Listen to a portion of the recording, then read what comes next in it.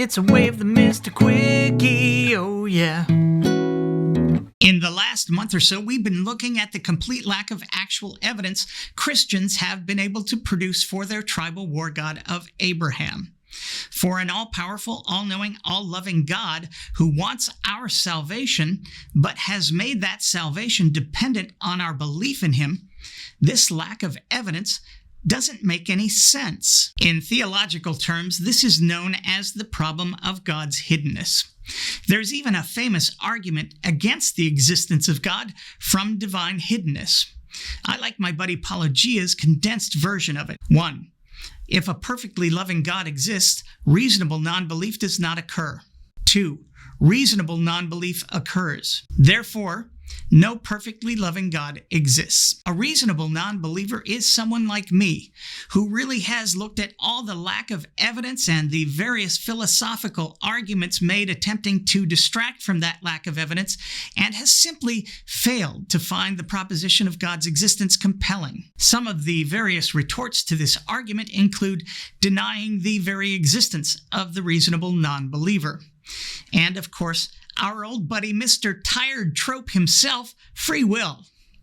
Believers will say that God does not want to compel us into a relationship with him, which is what would happen, they'll argue, were God evident, despite the fact that the Bible itself shows this not to be the case. The bigger problem in my mind is why God is hidden.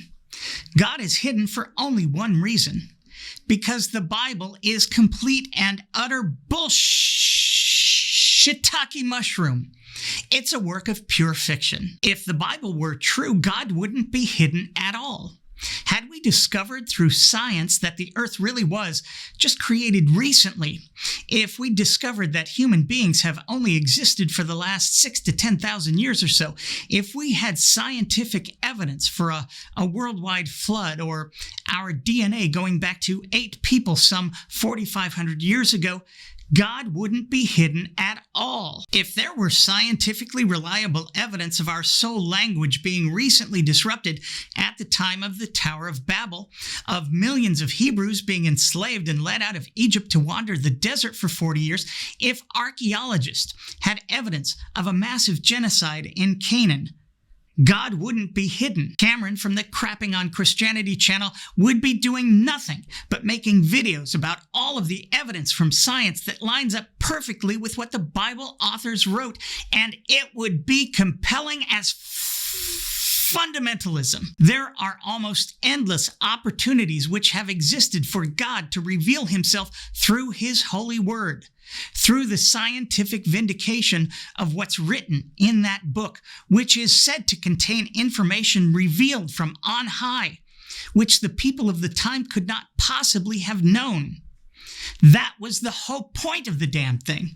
Come see the transcendence of God through his holy word. Had a transcendent being been involved with the writing of the Bible, we would all know it, and God would be revealed.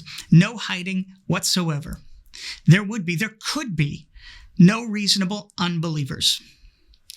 Of course, maybe God's not hiding out so much at all. Maybe he's more like on the run. He doesn't want to answer for all the war crimes and the dead babies. That actually makes a lot more sense, doesn't it? Once again, I'm me. Thanks for watching.